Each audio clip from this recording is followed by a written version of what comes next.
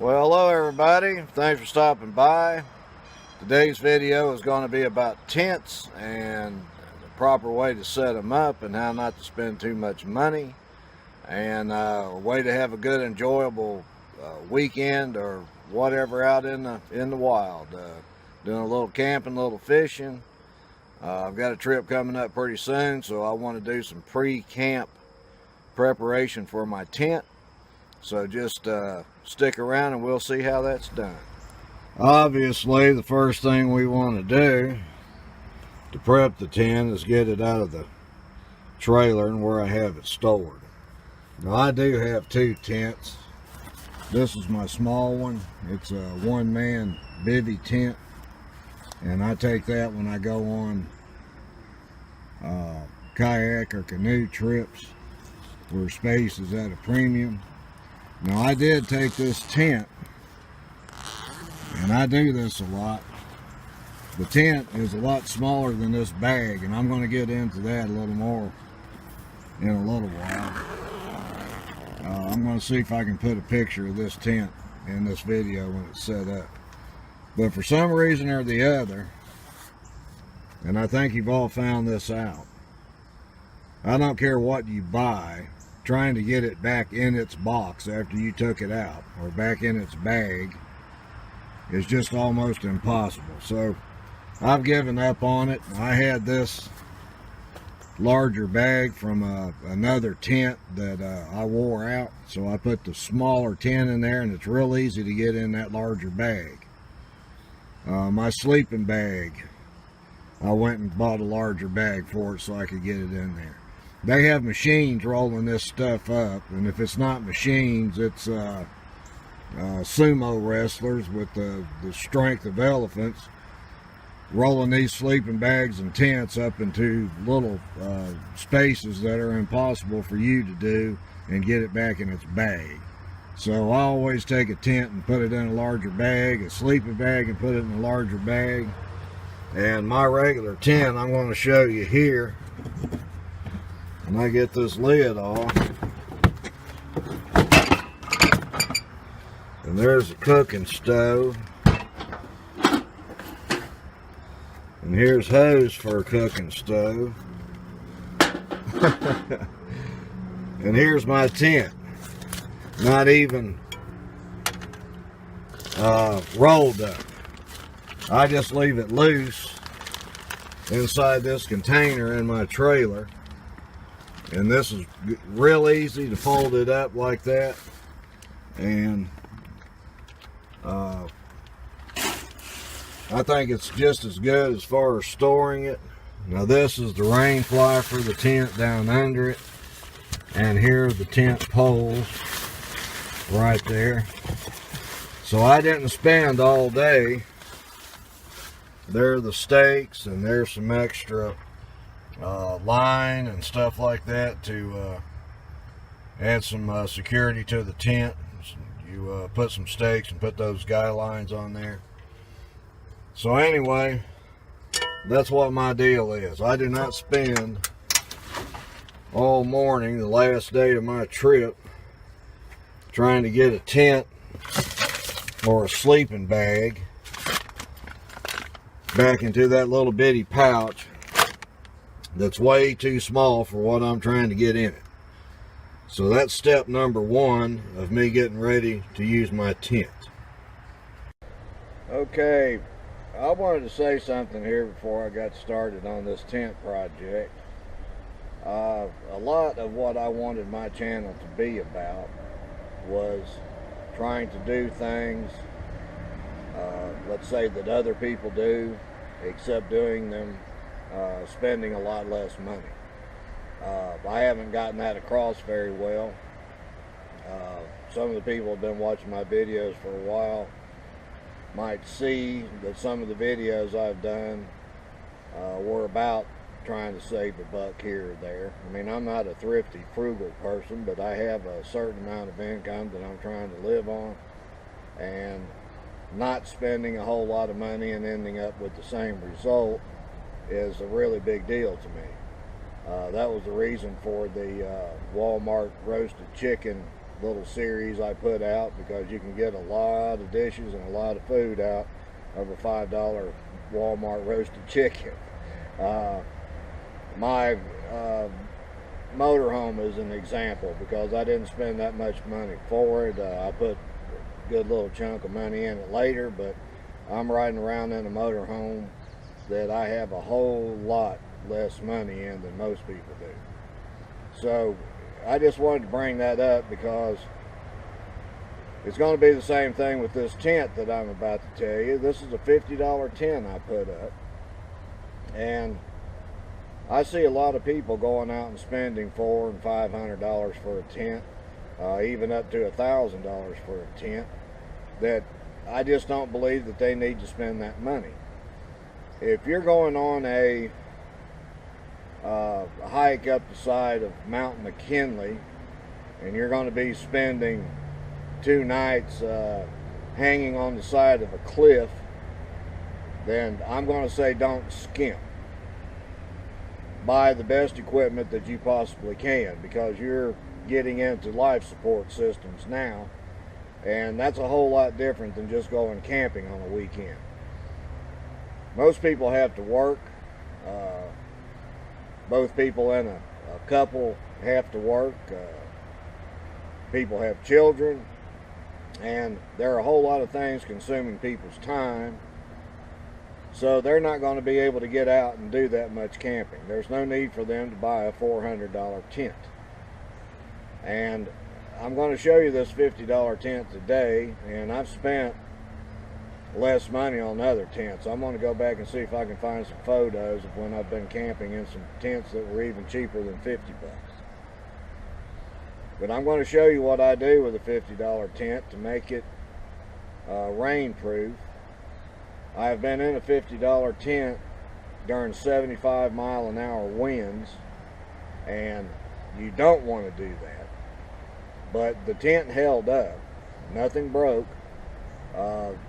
When these big gusts of wind came up in that storm, the wind would blow that rain fly up so high that I could look out through the no-see-um netting out at the waves on the lake that we were camped on. And the friends that were with me, they were in their tent over there. They had an expensive tent, and I don't think they had any worry about that. But one thing you have to worry about in a tent during the storm would be a falling tree or something, and we're going to talk about that. But anyway, I think if you're just a camper that goes out, 2 or 3 times during the summer, or even 8 times during the summer, I just don't think you need to spend all that money on a tent. You can get by just well on a $50 tent. And I'm going to check the weather before I go. It's rare that I'm going to get caught in any kind of storm like that. If I know beforehand that things are going to be this bad, then I'm not going to be out there in a tent to start with. A tent is only good for spending the night in and keeping you out of a light shower. I mean, you don't want to go camping and spend 3 days in a tent. That's just not what you go camping for. So if you're going to have real bad weather conditions, just don't go. Wait until the next weekend or the weekend after that when the weather clears up, and then you can go out there and stay comfortably in your $50 tent. And so that's about my only spiel there. But let's set this tent up, and I'll show you what I do with the tent. It costs a little money to do it, but it's going to take my $50 tent, and it's going to do me a real good job in any conditions that I'm going to be camping in. So stick with me here, and I'll show you what I'm talking about. Okay, first thing I want to talk about is a footprint. Now, I don't use one of these all the time.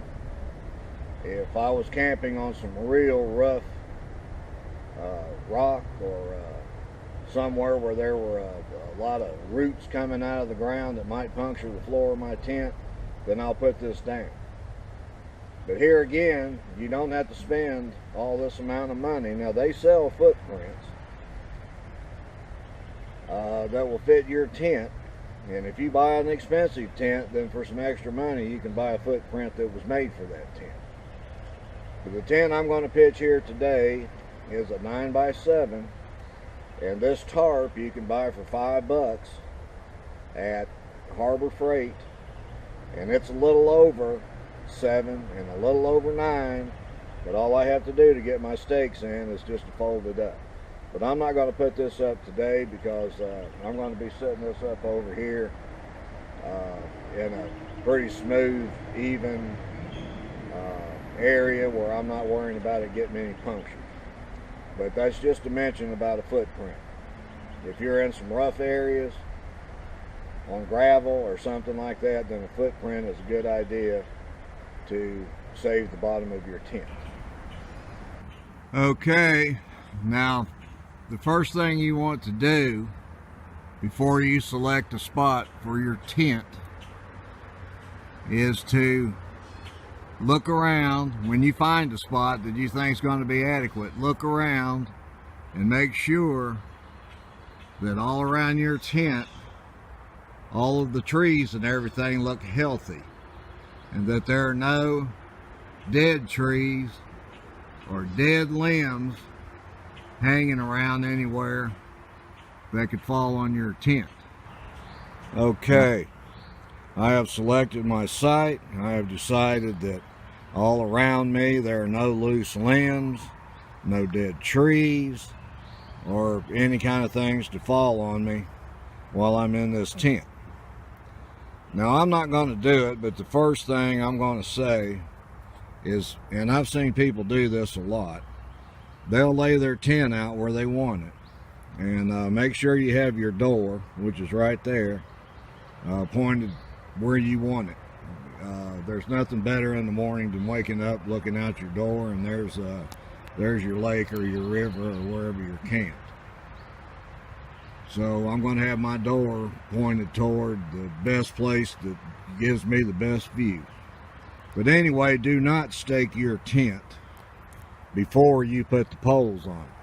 I see people doing this all the time, and all that's going to do is put stress on all of your sewn seams, and it's going to cause your tent to wear out or leak a whole lot faster than if you put the stakes in last. Now, it's beyond me why some people want their tent as tight as the skin on a drum, but apparently they do. I can't think of any other reason to stake that out first other than that. But anyway, do not put stakes in before you put the poles in your tent. Okay, let's talk stakes now. I like these stakes that are like giant nails. And these with the green plastic on them are what you might call store-bought stakes. And they have long nails on them. The ones on the right, I made these. These are some nails I bought and got some washers for them. You can find these nails at Home Depots and Lowe's or just about any builder supply, and I mean you can get them from small to giant. But what I like about them is that they're strong. Those little old plastic stakes, if you run across any hard dirt or anything, you're going to be in trouble with them. But you can take a regular hammer and drive these down into the ground just about anywhere. And you can also, because they have heads on them just like a nail, when you get ready to take down camp, you can use a claw hammer or even a crowbar to pull these stakes up out of the ground. I can't tell you all the campsites that I've been to where those little old plastic or wire tent stakes were still left in the ground where people couldn't get them out. And you find them broken, laying all over the ground where they didn't pick up their litter. But anyway, this is a good stake. These did not come with any tent I bought. It's something I did on the side. When you buy a tent, I'll go ahead and show you here. I've got some of them. But a lot of times when you buy a tent, you're going to get this little old wire thing. Now that's not bad if you're in some soft ground and you're not expecting any wind at all or something like that. And this is what you'll get a lot of times with your tent. And I just don't use them. I had them here to give you an example of no, don't do this. Okay, this video is going to stretch out a whole lot further than I want it to. So I'm going to cut this short and go right to where the tent is set up. All you have to do is follow your instructions, and it won't be that big of a challenge for you. But I did want to show you these tent poles. On the inside of those poles is a cord they call a shock cord, and that aids in putting the poles together, and it also holds them together. But that stuff can stretch out after a while. I've had that happen to me. And it can be tightened up. If you'll go to the end of your pole, you can pull that cord out if it's gotten real loose, and you could put a new knot in that cord. Now don't let that cord go, because you'll end up with a real nightmare. You have to take some monofilament line and tie it to it and pull it back through the pole and all that kind of stuff. But you can buy that shock cord on the market and repair your pole if you need to. So I just wanted to throw that out there for you. But we're going to move forward to where the tent has been set up. Okay, this is the part I wanted to show you, waterproofing. Read the instructions on the can. It says shake well before using. I never have been able to figure that out. Okay, that was a joke. They meant the can. Alright, shake the can before using.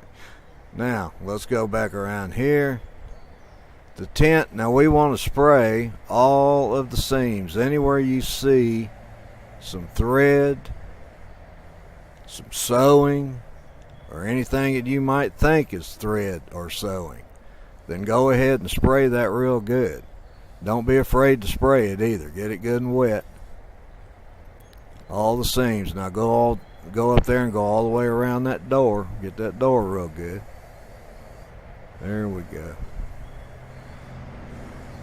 Okay, all down the sides, across any seams around doors and windows.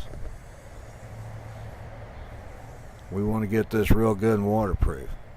Now my tent, and I'm going to say this again in the next clip, but my tent has already been waterproofed. So the only thing I do is every spring I come back and I do all the seams. But when you buy the tent to start with, go ahead and spray the whole thing real well. And make sure you walk all the way around the tent. Okay, so you saw that everywhere there was a seam, anywhere you can see stitching, and note that this is double stitching. That's what they'll call double stitching. And that's a good thing, even on this cheap tent. But anyway, anywhere you see thread or stitching up to your netting, then you want to give it a real liberal amount. I sprayed all of these seams. Now the reason I just did the seams is because when I bought this tent a couple of years ago, I already did all the sides. When you buy a brand new tent, go ahead and spray down the whole thing. Some people will tell you only to do it above the rain fly, but when I bought it, I sprayed every bit of it all the way up to the top. So I bought 2 cans of this first time out, and this can that I just bought cost me $5, I think. But That's a Scotch Guard brand. Now, that's the first time I've ever bought that brand. I don't worry about the brand. They're all going to work. You can use a store brand. I think Bass Pro Shops has their own brand, and Academy Sports might have their own brand, which is where I got this tent, by the way.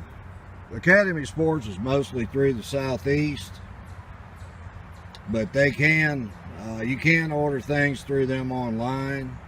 And I don't work for Academy Sports and don't get a commission, but that's where I spend most of my outdoor money and buy most of my shoes. So check out Academy Sports online, and you might be able to find you a good tent or some fishing gear you want or whatever there at a good price. They're priced a lot better than Bass Pro Shops or some of those other kind of places. Their stores are just stores. They don't have stuffed animals everywhere and all that kind of stuff. Okay, now I'm going to put on the rain fly. Okay, there we go, acting stupid again. Alright, I skipped over installing that rain fly. Like I said a little earlier, this video is getting way too long. But put that rain fly on there, and again, anywhere you see stitching, give it a good spray. It has stitching all the way around, and especially up on the top. There are several places up there where the panels meet, where you have a lot of stitching up there on the top, so hit that real good.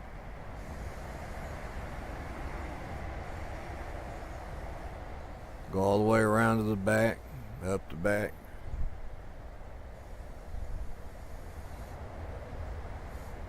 And again, if it's a brand new tent with a brand new rain fly, go ahead and hit that whole rain fly. It'll last you for quite a while if you do that. Alright, now let's move on to the next. Okay, I have sprayed all the seams on this rain fly, and I just did the seams again because I'd already done the full body of this before. Now I'll probably, when this tent gets to be I think this tent's 2 years old now. When it gets to be about 4 or 5, I will give it another complete coat everywhere. But right now it's okay. I don't know if I said or not, but that can of stuff was about $5. I mean, it doesn't cost that much when you're figuring it's going to keep you dry out in bad weather. But the only other thing I would do at camp, and I'm not going to do it here today, is I'll pull a guy line out from this rain fly out to the ground. And the reason I'll do that is so that that rain fly is away from that tent and it's opened up so that I can get some air circulation. Otherwise it'll be laying down flat against the tent and you won't be getting near the air through your tent. And believe me, if you're out on a July night, even a June night in Alabama, you're going to want all the air going through there you can get. Now the next question might be, why did I set this up out in the yard and spray it down? Why didn't I wait until I got to the campsite and do this and only set the tent up one time? And the reason for that is because that stuff smells horrible. And I want to do that in advance because I made the mistake the first time I did it. I went out to the camp, getting to the campsite, and you know, about 4 or 5 in the afternoon, set the tent up, sprayed it all down, got it all real wet and everything, and then got in there and I felt like I was in a house of kerosene or something. It's something you just don't want to do. So set your tent up in advance, and that way you don't get all those fumes. Now, to explain a little more about the tent, this is a 9x7. I usually, in my past history, have gone with a 7x7 dome tent, and that's actually plenty large enough for me. And I'm going to put a tent picture in here of that 7x7 dome tent. I think I paid $19.99 for it. Did this treatment to it, camped out in it several times a year for, I'm going to say I had that tent for at least 5 or 6 years. And I could probably still have it, but as a matter of fact, I was in that tent in 2015 out in Mesa Verde, Colorado, when one of the tent poles broke. And so it just barely got me through that trip. But you can find replaceable tent poles and different kind of tent parts if you need something. But I went to this 9x7 this time because as I was getting older, getting up off the ground seemed to be getting a little harder. So the 7x9 tent will hold a cot. If you think it's going to be better on you to have a cot in your tent and your sleeping bag on the cot than to sleep on the ground and try to get up off the ground, then go with the 9x7. If you believe that you can get up off the ground easy enough, and when I'm saying ground, I have a thermal rest mat that I sleep on, and then my sleeping bag on top of that. As a matter of fact, I had a friend of mine, if you want to check into doing this, she made it for me. I took a sheet, well, she took it, but I went and bought the sheet and had her fold it over and sew it all the way around on 2 sides, and that made like a thermal rest bag. So my little thermal rest mattress has a, well, it looks like a giant pillowcase is what it looks like. But it works real well. When I'm breaking camp down, I just roll the thermal rest up in the little case that I had made for it all at one thing, and put like a bungee cord around it, and I'm ready to rock and roll. And then when I get back home, all I have to do is take that sleeve off of the thermal rest and take it to the laundry with me, or do it in the wash, and that cleans it up and gets it ready for the next trip. So anyway, if you want to sleep on the ground, a 7x7 is plenty good enough. If you're wanting to put a cot in there, remember to go 9x7. Now, you would think that 7x7 would be good enough, but don't forget these dome tents, they come in on the sides all the way around. Front, sides, and back start to come in. So a cot is going to be, let's say, 18 inches off the floor. So if you're on a cot, you don't have 7x7 anymore. You're down to 5.5 by 5.5 maybe, or something like that. So there's not room for you in the cot in a 7x7, but a cot works in a 9x7. So that's going to be it for this today. Hope I didn't bore most of you to death, and I hope it helps you a little bit. Do not spend a lot of money on a tent unless you're some professional mountain climber wanting to go out and scale Mount McKinley, because you just don't need to do it. This tent right here will keep me dry, and it has ventilation, it has netting to keep the bugs off of me. That's everything you want in a tent. So thank you for watching. Hope this helped you.